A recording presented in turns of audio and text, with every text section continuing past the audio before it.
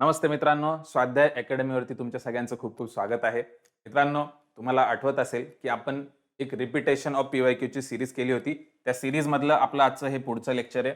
हे तुम्ही 2 थंबनेल बघू शकता. ऑलरेडी 2 लेक्चर आपले या सीरीजमध्ये घेऊन झालेले आहेत. हे पहिलं लेक्चर होतं, हे दुसरं लेक्चर आहे. तेव्हा जी आपली एक्झाम आहे, तर ती 21 जुलैला होणार होती, म्हणून त्या लेक्चरच्या थंबनेलवरती 21 जुलै दिलेलं आहे.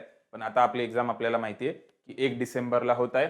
ठीक आहे. तर हे दोन्ही लेक्चर तुम्ही आधी बघितले असतील तर तुम्ही ते बघा. नसतील बघितले तर हा व्हिडिओ झाल्यानंतर पण तुम्ही हे 2 लेक्चर बघू शकता. जेणेकरून तुम्हाला लक्षात येईल की आयोग कसं सेम टॉपिकवरती पुन्हा प्रश्न विचारतंय. तेच गोष्टी कशा रिपीट होत आहे आणि ज्याचा आपल्याला बेनिफिट करून घेता येतो ते आपल्याला याच्यामधनं लक्षात येईल. ठीक आहे. लगेच आजच्या व्हिडिओला सुरुवात करतोय आपण. याच्यामधनं पूर्ण सीरीजमधनं आम्हाला तुम्हाला सांगायचं काय? तर सांगायचं हे की आपल्याला सपोज ह्या 3 एक्झाम्स आहेत. ठीक आहे. या 3 एक्झाम्स आहे. एक राज्यसेवा प्रिलिम आहे, एक गट ब प्रिलिम आहे आणि एक गट क प्रिलिम आहे. तर ह्या तिन्ही पण एक्झाम्समध्ये आपल्याला प्रिव्हियस इयर क्वेशन्सचा एनालिसिस करताना एक गोष्ट लक्षात आली आहे. ती गोष्ट म्हणजे की राज्यसेवेमधले प्रश्न पुढे जाऊन कंबाईन गट ब किंवा गट क ला आलेले. गट ब मधले प्रश्न पुढे जाऊन राज्यसेवेला किंवा गट क ला आलेले आणि गट क चे प्रश्न सुद्धा पुढे जाऊन राज्यसेवेमध्ये किंवा गट ब मध्ये आलेले आहेत. ठीक आहे. तर याचा अर्थ काय की या तिन्ही एक्झाम्समध्ये जरी थोडा सिलेबसचा फरक असला राज्यसेवेमध्ये आणि कंबाईनमध्ये थोडासा सिलेबसचा टॉपिकच्या मेन्शनिंगमध्ये फरक आहे, तरी आपल्याला असं दिसतं की काही प्रमाणात आयोग रिपिटेशन करत आहे. त्याच टॉपिकवरती पुन्हा आपल्याला प्रश्न आलेले दिसतात. आधीचे जे 2 व्हिडिओज तुम्ही बघितले असतील, एक अमोल सरांचा आहे, एक माझा आहे. त्यातही तुम्हाला लक्षात आलं असेल आणि ह्या व्हिडिओमध्ये सुद्धा मी तुम्हाला तसंच दाखवणार आहे. तर आपल्याला आजच्या व्हिडिओमध्ये जो टॉपिक आहे, तर त्या टॉपिकमधनं बघायचं की कसे प्रश्न पुन्हा आलेले. फिस्कल पॉलिसी फिस्कल पॉलिसी आणि मॉनिटरी पॉलिसी हा एक टॉपिक जर मी घेतला तर याच्यामध्ये मला लक्षात येईल की 4 ते 5 प्रश्न मागच्या 3 ते 4 वर्षांमध्ये आलेले, म्हणजे प्रत्येक वर्षी एक प्रश्न. ठीक आहे. दरवर्षी एक प्रश्न ह्या टॉपिकचा कंबाईन मध्ये फिक्स आहे. ठीक आहे. हे आपण याच्यामधनं नमूद करायचं आहे. ठीक आहे. कंबाईन मध्ये याच्यावरती फिक्स एक क्वेश्चन विचारला जातो. फिस्कल पॉलिसी म्हणजे काय? राजकोषीय धोरण. ठीक आहे. राजकोषीय धोरण आणि मॉनिटरी पॉलिसी म्हणजे मौद्रिक धोरण. ठीक आहे. मौद्रिक धोरण. तर याच्यामधली आपल्याला बेसिक कॉन्सेप्ट सर्वांना माहिती असेल. माहिती नसेल तर थोडीशी शॉर्टमध्ये सांगतो. बघा, आपल्याकडे इकॉनॉमिक पॉलिसी म्हणजे आर्थिक नीतीचे जर आपण व्यवस्थित भाग केले तर आर्थिक नीतीचे आपल्याला 2 भाग बघायला मिळतात. एक आहे गव्हर्नमेंट राबवणारं आणि दुसरं आहे सेंट्रल बँक राबवणारं. सेंट्रल बँक म्हणजे काय? तर सेंट्रल बँक ही कुठली दुसरी बँक नसून एखाद्या देशातली सेंट्रल बँक जी असते, जी तिथलं मुख्य ज्याला आपण मौद्रिक धोरण म्हणतो किंवा मॉनिटरी पॉलिसी म्हणतो ती राबवण्याचं काम करत असते. तिला आपण सेंट्रल बँक म्हणतोय. भारताच्या दृष्टीने सेंट्रल बँक म्हणजे आरबीआय आहे. ठीक आहे. Reserve bank of India. ठीक आहे. आणि गव्हर्नमेंट म्हणजे गव्हर्नमेंट ऑफ इंडिया आहे. Central government. ठीक आहे. आपल्याला हे समजण्यासाठी म्हणून मी सांगतोय. ठीक आहे. याच्यामध्ये लक्षात आलं पाहिजे की राजकोषीय नीती जी आहे किंवा फिस्कल पॉलिसी आहे ते गव्हर्नमेंट राबवत असतं. याच्यामध्ये 2 कंपोनंट साधारणतः येतात, टॅक्स आणि स्पेंडिंग. म्हणजे टॅक्स मार्फत गव्हर्नमेंट लोकांकडनं काही पैसा स्वतःकडे घेत आहे आणि स्पेंडिंग म्हणजे बजेट मार्फत त्या आलेल्या पैशामधनं काही खर्च करत आहे, तो अल्टिमेटली लोकांवरती खर्च करत आहे. या दोन्ही पद्धतीने जी पॉलिसी राबवण्यात येते तिला आपण फिस्कल पॉलिसी किंवा राजकोषीय नीती म्हणतो. त्यालाच आपण कॉन्ट्रास्ट केलं तर मॉनिटरी पॉलिसी आपल्याला लक्षात ठेवायचं, ज्याला आपण मौद्रिक धोरण म्हणतो. मौद्रिक धोरण आरबीआय राबवत असते. याच्यामध्ये आरबीआय काय कंट्रोल करत असते? तर इंटरेस्ट रेट कंट्रोल करत असते. मार्केटमध्ये असलेले व्याजाचे दर जे आहे, ठीक आहे, व्याजाचे दर हे आरबीआय कंट्रोल करत असते आणि याच्यानुसार मनी सप्लाय, ठीक आहे, पैशांचा जो सप्लाय आहे तो कंट्रोल होत असतो आणि त्याच्या ह्या दोघांच्या पॉलिसीजच्या संगनमताने एक चांगलं आर्थिक धोरण या ठिकाणी देशामध्ये राबवलं जात असतं. ठीक आहे. तर ही याची बेसिक कॉन्सेप्ट होती. आपल्याला बघायचंय की याच्यावरनं प्रश्न कसे आपले सुटत आलेले. ठीक आहे. तर बघा, सगळ्यात पहिला प्रश्न मी घेतोय. गट ब 2018 ला आलेला आहे.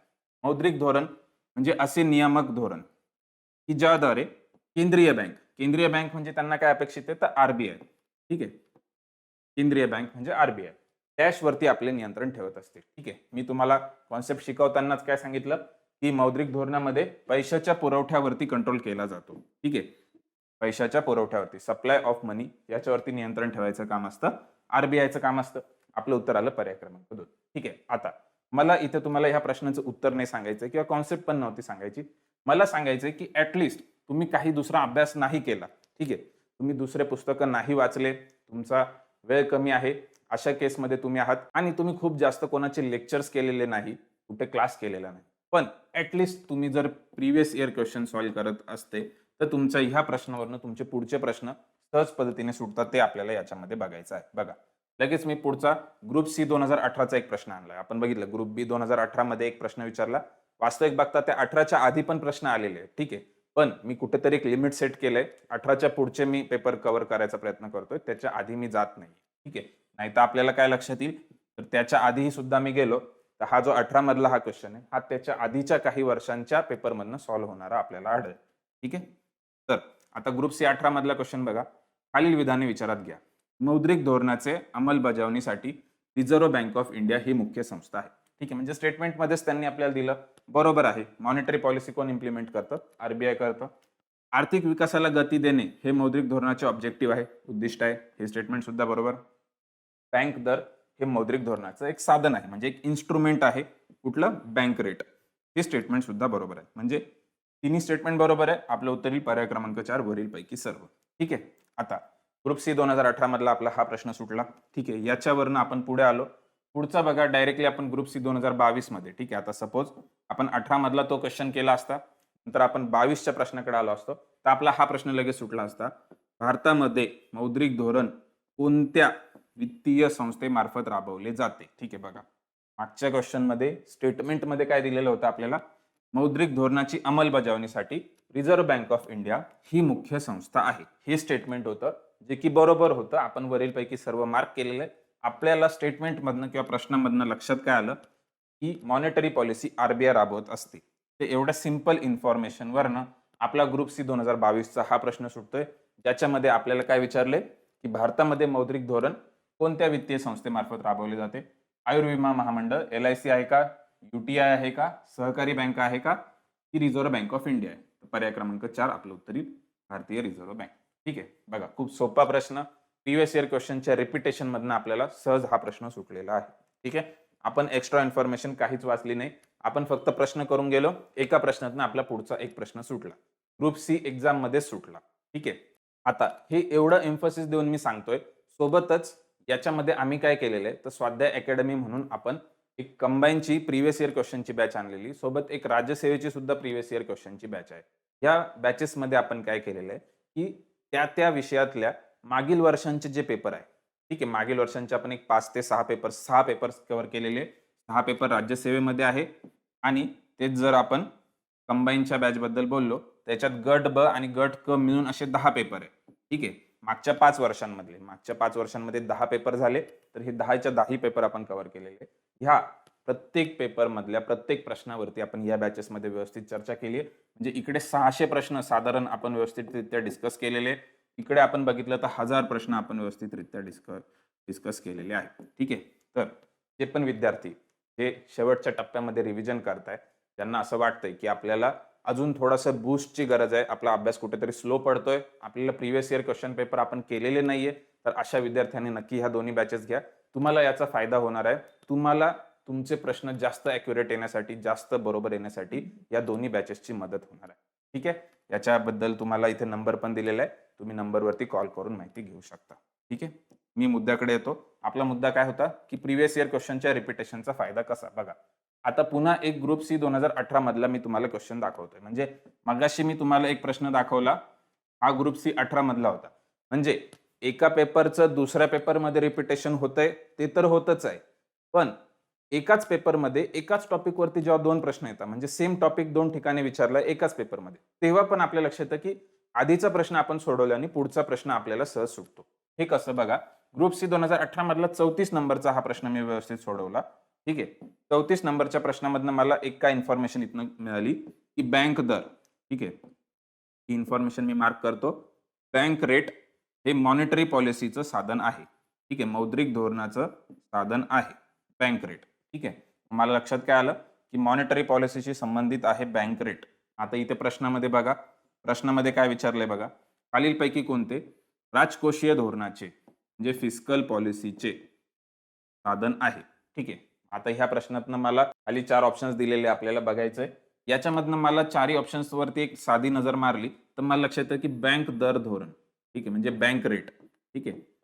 तर वरच्याच प्रश्नामध्ये मी काय बघितलं की bank rate is part of monetary policy. ठीक आहे, हा मौद्रिक धोरणाचा भाग आहे, ना की राजकोषीय धोरणाचा. याच्यामुळे मी काय करणार, ड ला मी इलिमिनेट करणार. ड ला मी इलिमिनेट करतोय, खाली ऑप्शन्स मध्ये जातोय, जिथे जिथे ड आहे त्याला मी इलिमिनेट केलं.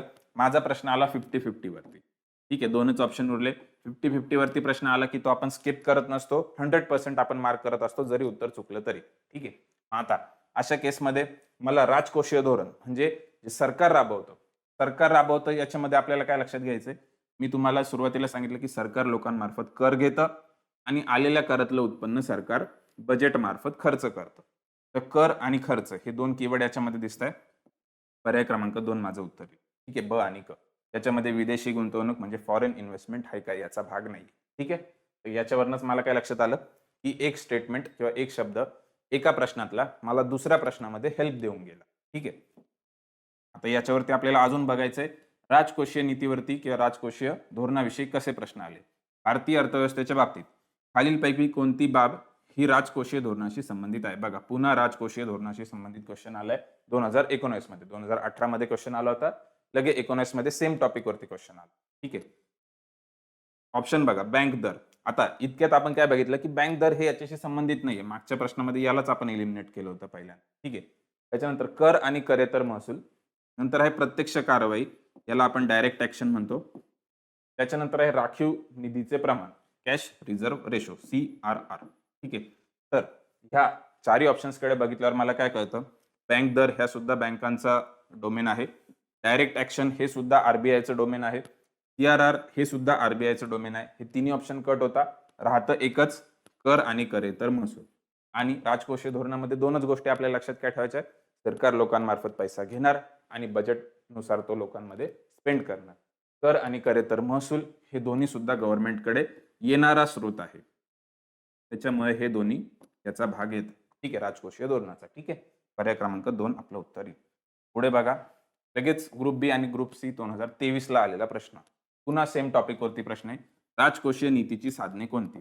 मागच्याच प्रश्नामध्ये आपण बघितलं राजकोषीय धोरणाशी संबंधित काय आहे, थोडंसं वाक्य बदललेलं आहे. ठीक आहे, संबंधित काय आहे आणि साधने कोणती आहे. तर साधण्यामध्ये आपल्याला लक्षात घ्यायचं बघा, सार्वजनिक व्यय पब्लिक एक्सपेंडिचर आणि सार्वजनिक कर्ज म्हणजे पब्लिक डेप्ट, तर हे दोन्ही येणार आहे. लोकशाही आणि संघराज्यात्मक रचना. आता हे काय केलं, आयोगाला ऑप्शन्स सुचले नाही, आयोगाने पॉलिटी मधले ऑप्शन्स इकॉनॉमीच्या क्वेश्चन्सला पुट केले. ठीक आहे, तर हे याच्याशी संबंधितच नाहीये, याला इलिमिनेट केलं. करारोपण आणि अंदाजपत्रक. करारोपण म्हणजे काय की टॅक्सेशन, आणि अंदाजपत्रक म्हणजे काय, बजेट, जे ऑलरेडी मी तुम्हाला सांगितलंय की हे राजकोषीय धोरणाचा भाग आहे. या दोन्ही गोष्टी हे येणार आहे. संसद आणि प्रशासन, पुन्हा आयोगाला ऑप्शन सुचले नाही, आयोगाने पॉलिटी मधले ऑप्शन इकॉनॉमी मध्ये पुट केले, हे दोन्ही कट झालेलं आहे. अशा तऱ्हेने अ आणि क आपलं उत्तर असायला पाहिजे. ऑप्शन मध्ये मी जातो, ऑप्शन मध्ये गेल्यावर मला लक्षात येतं पर्याय क्रमांक 4 माझं उत्तर, अ आणि क बरोबर. ठीक आहे, अशा पद्धतीने आपला हा प्रश्न सुद्धा सुटलेला आहे. ठीक आहे, तर तुम्हाला लक्षात येईल की आपले साधारण बरेच प्रश्न हे रिपिटेशन मधनं सुटत आहे.